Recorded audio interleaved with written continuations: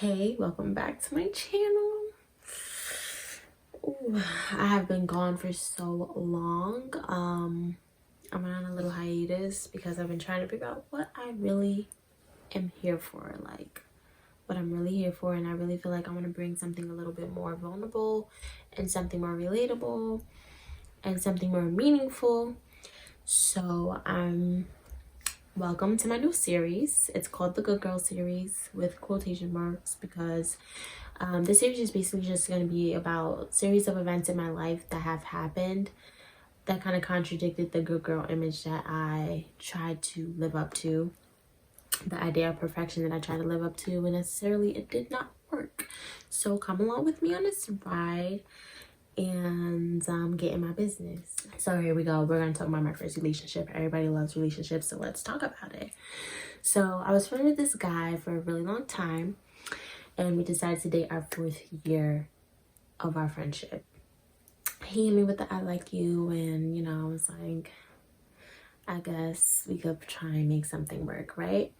So we dated, and we came from two different worlds. Well, we didn't come from two different worlds. We came from the same world, but we were living it very differently. So we both have a background in Christianity, but I was just more so living by the rules and he wasn't.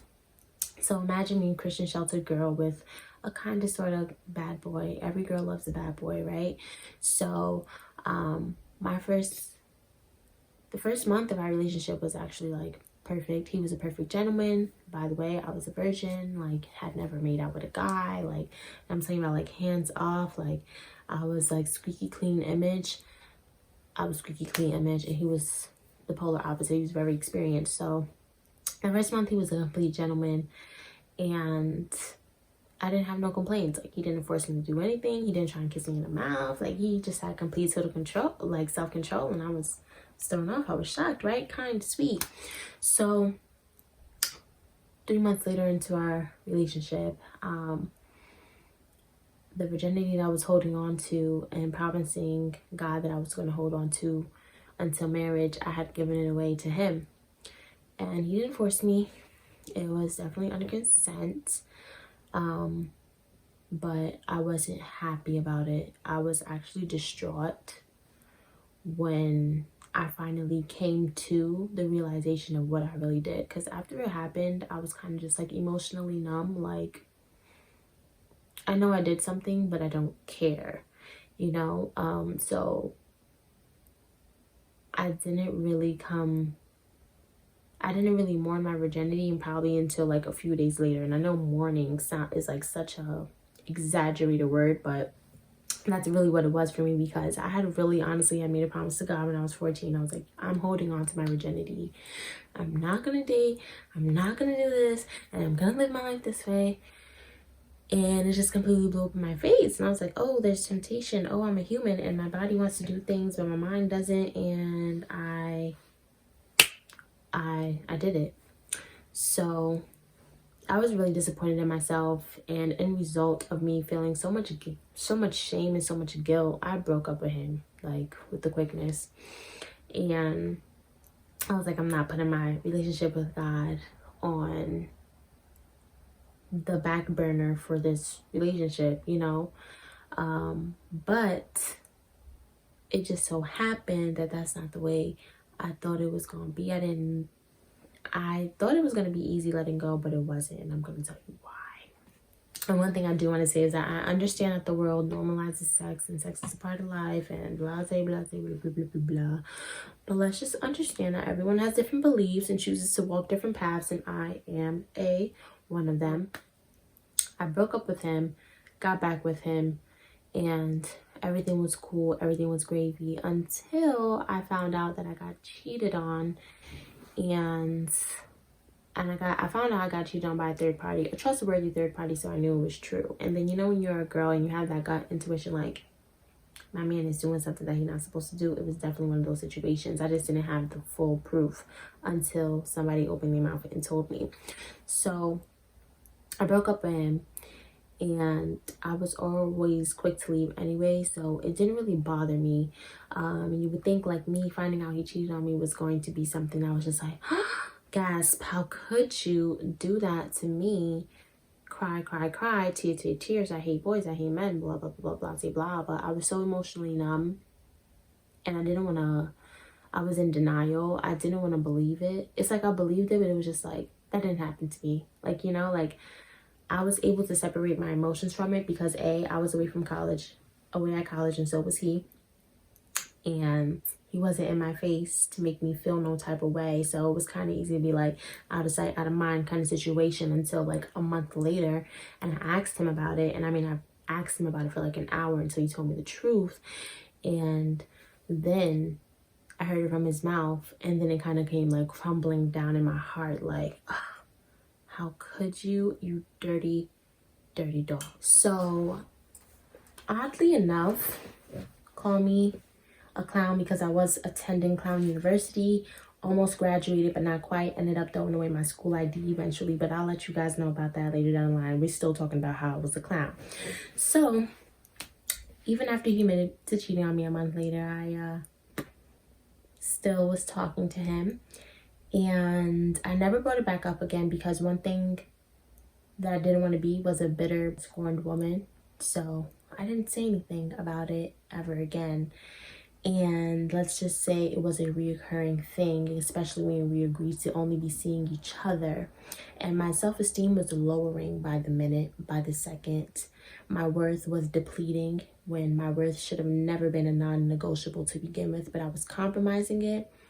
And there were even times where I knew he was dealing with other women and have been in the presence of the other woman and wouldn't say anything because, one, like I said, I didn't want to be the confrontational Black woman. I didn't want to be the bitter, scorned Black woman. So I kept my mouth shut. And I didn't just learn how to keep my mouth shut from anywhere. I was taught. I felt like that's what I needed to do from when I was younger. And I would try to express myself and I would just kind of get shut down. So that was, the relationship was only a catalyst to keep my mouth shut when something bothered me. So as you can here, this story is just getting worse and it keeps getting worse, and I'm going to tell you more. Eventually, this kind of became the pattern of our relationship, me finding out he's doing something he has no business doing, me not necessarily communicating about it, but what I did learn how to do, because I couldn't just sit there and be necessarily a doormat anymore, is I would ghost him. I would dip, no explanation, no anything. I would just leave. And I would still go back though. I would still come back, and eventually, because of the toxic pattern, I grew the mindset that most women have, like in the industry, like, oh, you know, my man is doing dirt, but you know, it'll pay off in the long run because I'm gonna get the ring kind of thing. And I was so unhappy. I was so unhappy. I was unhappy with myself. I was starting to look at myself like ill, and I was starting to look at the relationship like ill. But then I was also thinking to myself, like, I can't even do better than this. And it's not because he was verbally saying this, but it was just like, when you are continuously lowering yourself to be with someone, you start to believe the same way you are acting. You know, when you act lower than who you actually are, it's like you become that. When everyone is born royalty, so you should act as such. Just because you can't see my crown don't mean it's not there. Period. So let me tell you what happened. So like I mentioned, I was really unhappy, and during this time my relationship with God was definitely at a low, because I was doing what I wanted to do. I was doing what it took to be in this relationship, and that mean giving my body away, that mean giving my soul away, that mean giving my strength away, that mean giving my worth away. That meant literally sacrificing everything that I had built up until I was 18 years old to give to a boy, including my relationship with God that I was building as well. So I would go to God and be like, Lord, please give me the strength to leave this relationship, because I really genuinely didn't have it in me, and I didn't know what was pulling me back. And when I tell you it was a constant cycle, I was like, God has to be growing tired of me at this point, because I keep saying, take me out of this. You give me a way out. You show me a sign. You show me that it's not just me. It's my man is her man is her man. Okay, the SZA said it. And every time he showed me some kind of revelation, like, this ain't it for you, sis, like, this is not what I had planned for you, daughter, I would go back, because I didn't know how deep I was in this thing. You know, I thought I still had some kind of power, because, like I said, I would ghost him. I would just dip, like, see you later, you know, you're gonna miss me when I'm gone, kind of thing. But eventually, where did I end up? Right back in that bed, right back in his face, right back answering his text messages, right back unblocking him. And what power did that really give me, other than to other teaching him that I'm more accessible, I'm not going nowhere, I'm just a casualty, I'm just convenient, right? So that's what I was teaching him by doing the back and forth. And you don't necessarily know what it does to your self-esteem until you're asking yourself questions like, why wasn't I good enough? Or why her and why not me? Or, you know, you kind of have that feeling of emptiness, like, my only value is in you. And that's so untrue. That's the biggest lie you can ever live by, that a man has your worth in his hands and he has the power to crush it. Oh, please, child. The value was born in you. Nobody could take it away. You may forget that it's there sometimes, but it is so there. And as a matter of fact, every day that you wake up, the value increases, because God gives you another chance to make it right. Are you kidding me? So it's safe to say that we both didn't even value ourselves in this relationship, because as much as I would ghost him, as much as I would abuse the access to his heart that he was giving me, he would still take me back too. So it's not like I was perfect. I sure wasn't. You know, I had my own way of ruining the relationship, because I didn't know how to be in one. I had no experience prior to him. I had never seen a healthy relationship. I didn't know how to communicate and say, hey, you hurt my feelings. All that I knew was, if you hurt me, I'm gonna leave, and I don't owe you an explanation because you hurt me. And that's not how life works, right? So eventually I was growing weary and I was growing tired, and I ended up breaking up with him, literally waking up one day and saying, I think this is my final rodeo. I can't do this no more. It's like God had given me the strength to just, like, leave it at the altar, because I still wasn't sure if this was someone that I was going to spend the rest of my life with, as much as toxicity and crap and baggage that we both had came into this relationship with, because there were a lot of meaningful moments, but I think it was just moments to really just, enough glimpses of positivity, enough glimpses of potential to keep me there and wondering, there's got to be more. There's got to be more goodness in him if he showed me this much. Let's just stay to get that extra little bit of goodness, so that I'm not missing out on anything, so that the next woman doesn't get to seize the opportunity of this good man that I almost made, right? So I went to counseling, and it was a battle. It was a challenge. Every day that I walked in there, not every day, but every week that I walked into my counseling session, I went in crying and left still crying. The process was never finished. It was daunting, but it was rewarding, because even though I came there weak, I left stronger. And it was only by the grace of God that I, like, made it, you know, that I realized where I went wrong in the relationship, because I did speak about the relationship. I had to, because it was such a pivotal moment of my life. I was in it for about, like, 4 years, from, like, 18. It wasn't a relationship the whole 4 years, you know how millennials do. So when I went to counseling and realized, like, what I did wrong or whatever, you would think that, like, that would be it was, like, really, like, the beginning of counseling. So let's just say the first 6 months to a year, I'm really unpacking, like, what I did wrong, what he did wrong, how I could have fixed it, etc. So it's like almost like I had put back on my cape, like, I can fix this. Let's get him to trust me again, because maybe this relationship could work, because I wasn't over him, you know? I just wasn't. I wanted to stop the madness of the pattern I was going in between us. So I tried to make it work. That didn't work. He didn't want to be with me. He's not ready for a relationship, right? That's what they say. But in all actuality, in the 6 months that I had left him alone and wasn't in any communication with him, he had gotten to a new relationship. So even though he said he didn't want a relationship anymore, prior to me knowing that he actually picked up a new relationship, we were still messing around. And I confronted him plenty of times and he would deny. And when you exchange souls, you know, on that bed, it's harder to disconnect. You want to believe everything but the truth. You want to justify everything to justify your own actions. But in reality, the reality is the reality. It was honestly so hard letting go of this guy because I really thought I was going to marry him. I'm not going to lie. Even after all that we had been through, I really thought I was going to marry him. But that wasn't the plans that God had for me. And thank God, because I deserve so much more than that. I'm so much more clear-minded. But we'll get to that revelation in a second. I say thank God because, like, imagine if I would have married him, right? We're two broken people with unhealthy concepts of what a relationship is. Like, two halves couldn't have made it whole in this case because we were too broken, we were too unaware, we were too underdeveloped, we were too immature.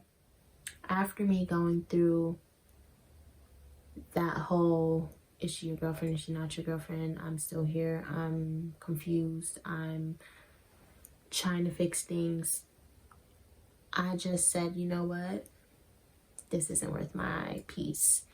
And I officially laid it down. And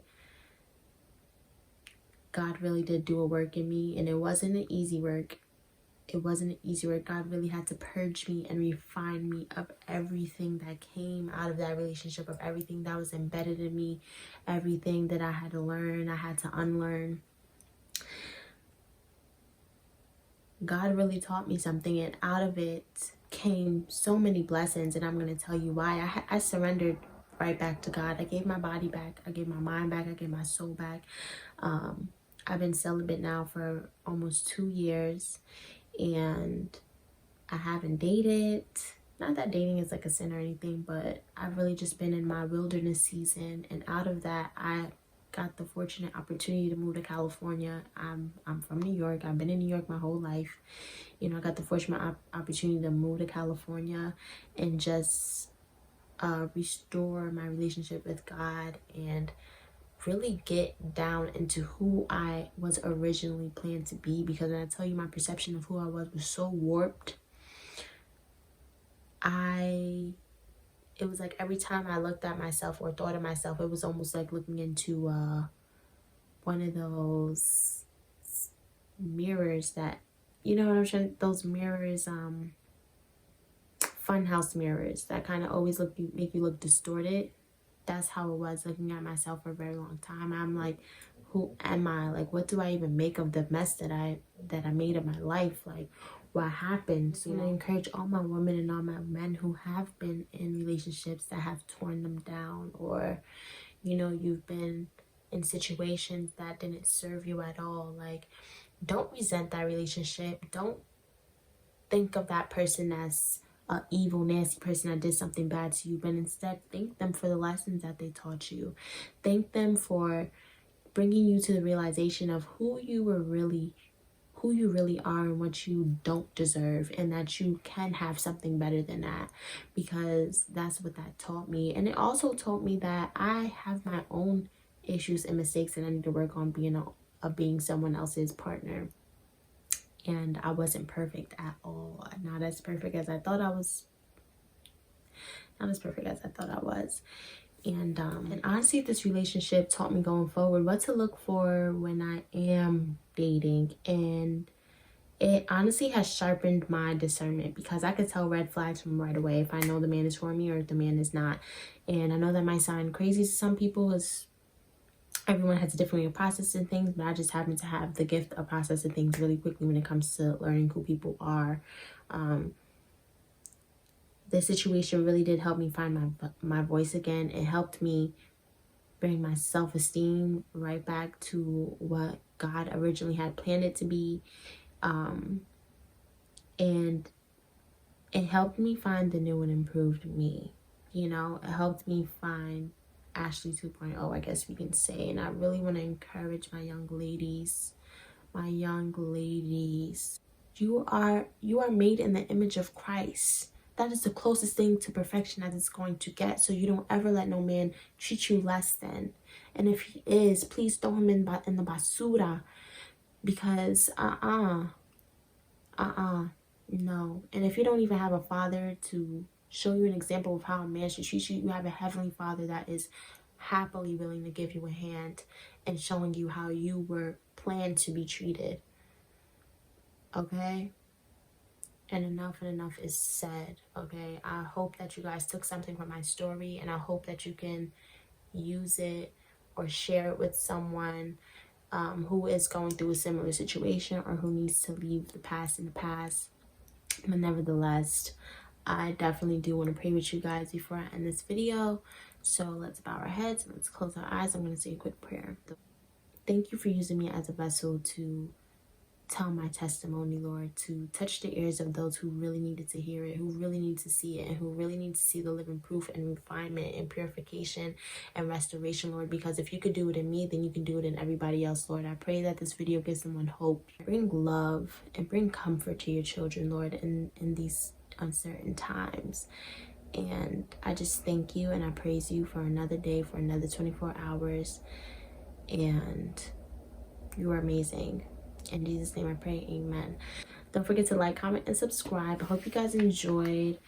Comment down below. I will see you guys really soon. Love y'all. Oh, and share this video with a homegirl that needs it. All right? Bye.